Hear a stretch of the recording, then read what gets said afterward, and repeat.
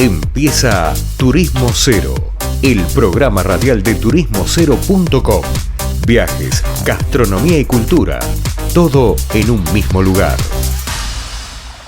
Bueno, seguimos nomás en otra nota, en otro capítulo de Turismo Cero, y nosotros vamos a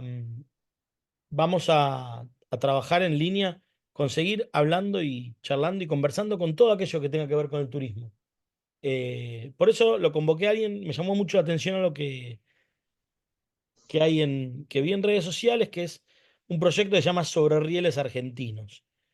Yo lo vi como alguien que investigaba, mostraba cuestiones que tenían que ver con trenes, ramales, locomotoras, etcétera, abandonadas, y lo conecté con la cantidad de trenes dedicados al turismo que supo haber en la Argentina. Alguno que otro debe quedar, pero trenes de transporte turístico, ¿no? No me refiero al tren a las nubes o a la trochita, sino a trenes con los cuales la gente se iba de vacaciones, como el que hoy por ahí exista a Mar del Plata. Pero bueno, me atreví a llamarlo, él está dedicado al rubro del cine y está armando un documental sobre esto, pero bueno, mejor que un poco él se presente. Martín, ¿cómo estás? Leandro Pérez Lerea te saluda. Leandro, ¿cómo estás? ¿Todo bien? Bueno, mi nombre es Martín Durañona, soy creador de Sobre Rieles Argentinos. En este momento estoy trabajando en dos documentales, uno que se llama Sobre Rieles Argentinos, que abarca todos los ramales activos y abandonados de pasajeros del país.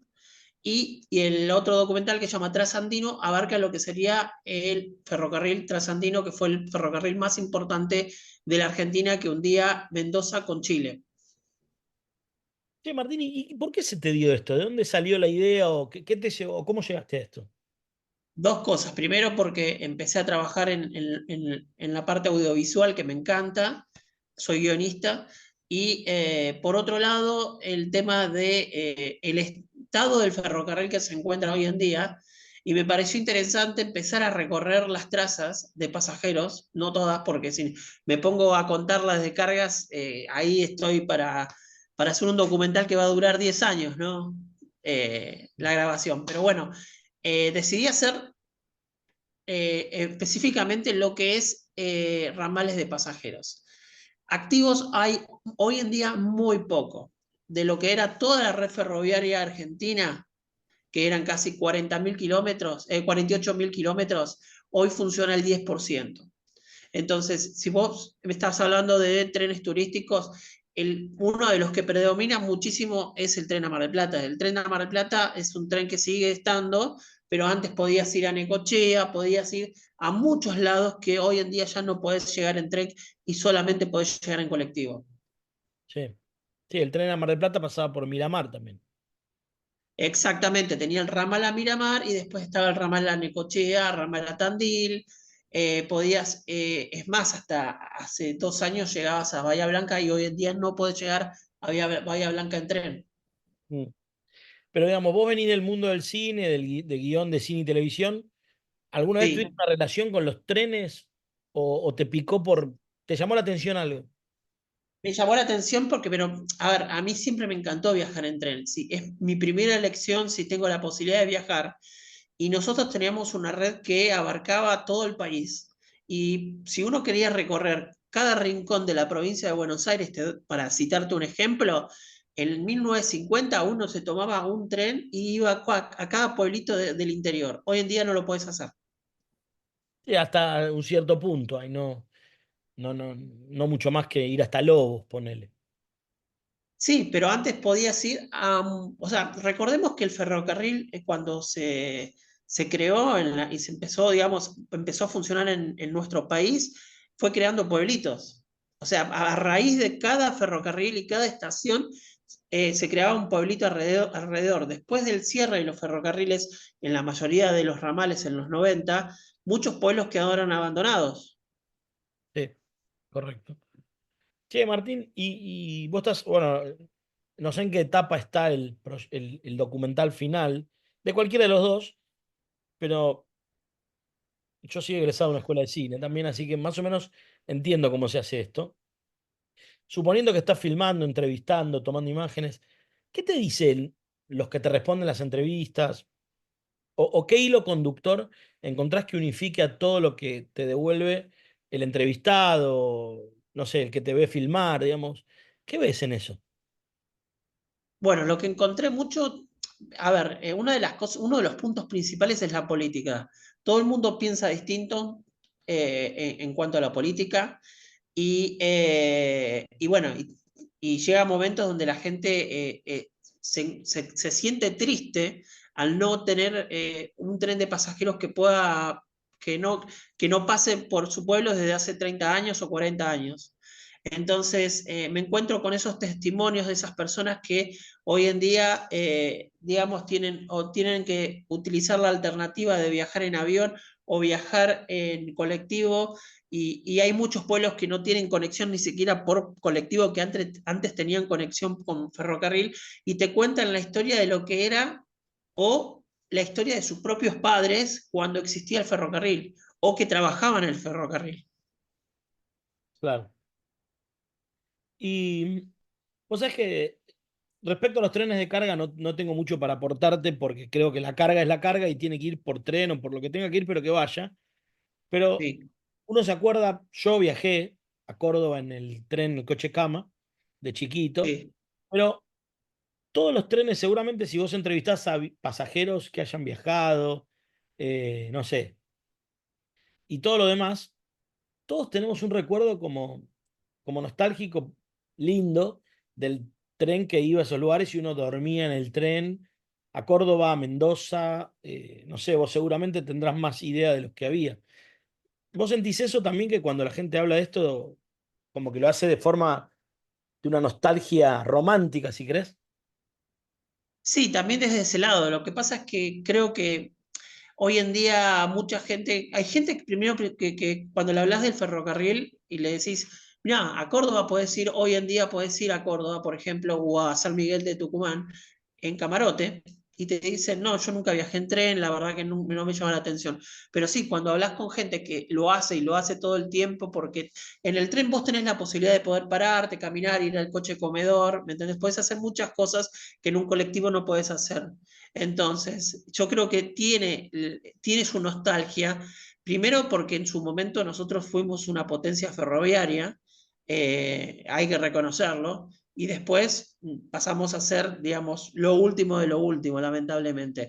Se sostiene a duras penas el ferrocarril, siendo el medio más económico en sí como medio de transporte, tanto para carga y tanto de pasajeros, pero quería justamente hacerte un comentario. Con el otro documental, Trasandino era un ferrocarril que cruzaba, que conectaba Mendoza con Chile. No solo era fue uno de los mejores trenes turísticos que tuvimos, porque quiero hacer hincapié en esto, porque se comparaba con el tren de los Alpes, porque cruzaba puentes, montaña, túneles por todos lados y conectaba lo que era Buenos Aires al Pacífico. Entonces, fue cerrado en el 78 este ferrocarril, pero fue uno de los ferrocarriles más importantes porque generaba la mayor cantidad de cargas que hoy en día se utilizan camiones y la frontera a veces se desborda, pero este ferrocarril tiene las mejores pistas turísticas. Te pasa por la Puerta de la Concagua, te pasa por el Cerro Penitentes, te pasa por muchos lados de Mendoza, y la verdad que ese, por ejemplo, lo recorrí a pie. Wow. Bueno, vos sabías que, no sé si te contaron la historia, pero seguramente la sabes, cuando yo fui al tren a las nubes, en realidad el tren a Sí, las nubes es turístico ahora como una consecuencia, en realidad era un tren de carga que hacía que la carga de Salta y del norte salga por el puerto de Chile. Y, exactamente. Se denomina Trasandino Norte, en ah, ok. realidad. Es Trasandino Norte. El Trasandino Central es el de Mendoza y el Trasandino Sur es el de Neuquén, que nunca se terminó y quedó ahí a la mitad quedó la mitad del trayecto, nunca llegó a cruzar la cordillera. Pero el tema del tren de las nubes, que todavía es un ramal que todavía no pude recorrer, hoy en día es un tramo muy cortito del tramo original. Claro. Claro, bueno, el tramo original empezaba en la estación de la ciudad de Salta, el de... Exactamente, Claro. hasta San Antonio de los Pobres. Hoy en día hace un recorrido de 15 kilómetros ida y vuelta para poder hacer digamos, más cantidad de viajes. Sí, digamos, y hay también una cuestión de infraestructura, de los rieles y demás, pero sí, hoy es desde Los, San Martín de los Cobres hasta lo que es el los tren. rieles funcionan. Los rieles están en buen estado porque todavía hay carga. Ah, Funciona mira. carga. Lo que pasa es que no, hoy en día nuestro país funciona más lo que es carga de camiones. Ujú. Cuando la carga de camiones es más cara, es algo que no se puede entender, pero bueno, es como hoy en día está funcionando nuestro país. Eso seguro, no lo vamos a resolver acá. ¿Y qué ramal de los que vos ves, o de los que vos viste, sobre todo me refiero al turismo, porque para mí el tren es un súper aliado del turismo y de Sí, hecho vamos a ver reverdecer una provincia como Jujuy en base a un tren turístico que sale el tren solar y qué sé yo, pero vamos a estar todos sí. hablando de eso. Y ni hablar los que hay, no sé, tren en las nubes, la trochita, o los trenes que suben al Machu Picchu. ¿Qué tren vos decís? Pero esto no puede ser que esté cerrado esto, porque está en buen estado, porque sería recontra conveniente comercialmente de lo que estuviste viendo y visitando. Bueno, vuelvo a lo mismo, el trasandino. Y te digo por qué. Porque el trasandino, del lado argentino te estoy diciendo, porque todavía no pude irse al lado chileno. En realidad, porque al principio mi documental se enfoca en lo que es Argentina, pero el documental de trasandino sí digamos, va a abarcar todo. Entonces me falta el lado chileno. El lado argentino es más largo que el lado chileno es más abrupto. Pero vos cuando empezás cuando llegás a alta montaña, llegás a Uspallata, el ferrocarril va por un lado y la ruta va por el otro. Entonces es individual, es totalmente independiente. Y lo más loco de todo es que antes de que se cerrara, que fue justo con el conflicto que tuvimos con Chile, que estuvimos a punto de tener una guerra, Canal de Beagle. eh, exactamente, que al final no fue la guerra, se Ujú. cerró este ferrocarril, pero antes de cerrar se renovó todo. Entonces, hoy en día, después de 40 años sin mantenimiento, lo que encontrás es algún que otro alud, porque Ah, obviamente los trenes de montaña corren ese riesgo, sí. desprendimientos en alguno de los túneles, pero por lo general la traza está bien. Y uno lo ve y siente esa impotencia de decir, ¿por qué esto está abandonado? Algo que llevó 37 años de construcción, fue nuestro canal de Panamá prácticamente, antes que existiera el canal de Panamá, y está abandonado. Yo no te digo solamente cargas, porque hoy en día, como ya está desconectado con Chile, podría ser un terrible ferrocarril de turismo. ¿Y ese sale desde dónde? Ese ramal, ¿salía desde Retiro originalmente o desde Mendoza? No, no, no. O sea, vos te tomabas originalmente en Retiro hasta Mendoza y en Mendoza te bajabas y hacías combinación con el ferrocarril trasandino. ¿Qué pasó? Después del cierre, en los 90, en la zona de Potrerillo, no sé si la conoces, Sí. se hizo el embalse. Entonces sacaron las vías, pero no las volvieron a colocar o no hicieron un replanteo de cómo, digamos, de dónde las podrían pasar nuevamente. Se sacaron y listo. Entonces, el trasandino quedó del lado argentino dividido en dos. Tenés una parte desde Cachauta hasta Mendoza capital y después tenés la otra parte desde el final de Potrerillos hasta las cuevas. Que las estaciones están, las vías están, entonces sí está a la intemperie en el abandono y lamentablemente hay gente que vive ahí que cada tanto se agarra de algún durmiente para utilizarlo para quemarlo. Pero bueno, pero te digo una cosa, recorrer ese ferrocarril, que lo recorrí 2 veces, tanto en verano y en invierno, con nieve, te vuela la cabeza. Claro, porque el nivel de paisaje debe ser extraordinario. Yo creo que hoy en día, si ese ramal se activara a nivel turístico, sería. A ver, en su época viajaba todo el mundo. Más allá que en su momento, cuando se creó, no había nadie, no había una población en cada estación. Sí. Entonces la gente simplemente viajaba por el placer de decir, esta es una obra de época de ingeniería, que viajaban de Europa, viajaban de todos lados, y si vos hoy en día reabrís ese ramal, no solo tenés el potencial de la Concagua de transportar gente que vaya a hacer el trekking de la Concagua, del Cerro Penitentes, tenés un montón de lugares, las cuevas, o sea, tenés un montón de lugares turísticos y creo que pasaría a ser y a convertirse automáticamente en el tren turístico más importante de la Argentina. Sí, la verdad que es tremendo. Y yo tengo una cuestión de desconocimiento, más allá del estado de la infraestructura de los rieles y las estaciones. Yo tengo la sensación que el material ferroviario estándar, sencillo, no es algo tan caro. No es tan caro si se fabricara en la Argentina, pero se dejó de fabricar en Argentina, entonces lo que hay que comprarlo afuera.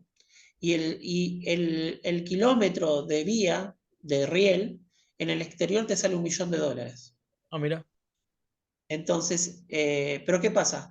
En nuestro país no hay una inversión en el ferrocarril. Entonces, lo único que te puedo decir que sí se hizo fue cambiar casi todo el tramo de Buenos Aires, Mar del Plata, y Buenos Aires, Rosario, pero en partes, no todo completo.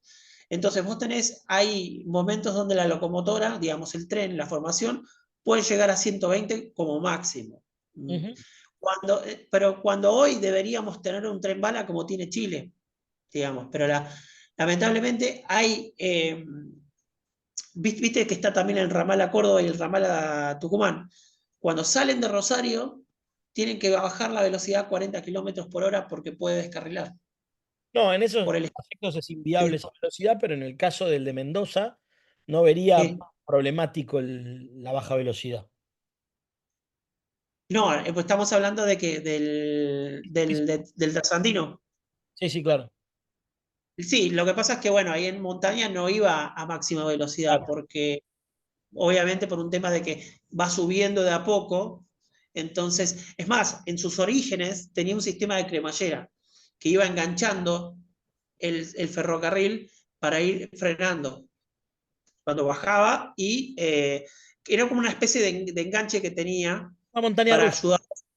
Exactamente, es el mejor ejemplo. Después se descartó, obviamente, cuando ya llegaron los coches motores, que ya En tenían la potencia. Ecuador hay un tren que sube toda una montaña en zigzag Sí, con cremallera. No me acuerdo, se llama Tren al Sol o algo así.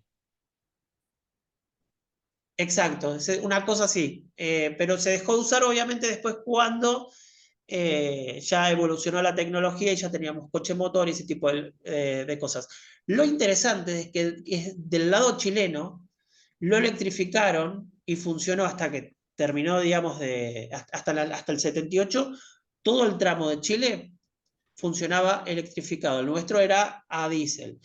Y lo interesante también es que ellos tienen una parte del ramal a nivel turístico con locomotora a vapor y un coche motor de época. O sea, tienen algo del trasandino del lado de ellos funcionando.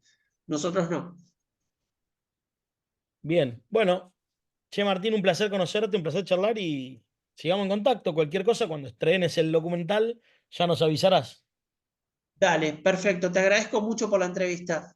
Por favor, decilo en Instagram de todos, así te escuchan y te pueden seguir. Instagram es Proyecto Rieles Argentinos y YouTube es sobre Rieles Argentinos. Y lo que sería trasandino sería ferrocarril medio trasandino.com. Bien. Bueno, estamos al habla, Martín. Muchas gracias. Muchísimas gracias a vos. Que tengas buen día. A vos. Bueno, hablaba con nosotros Martín Durañona, creador estar elaborando el documental acerca de los trenes en la Argentina y particularmente el trasandino.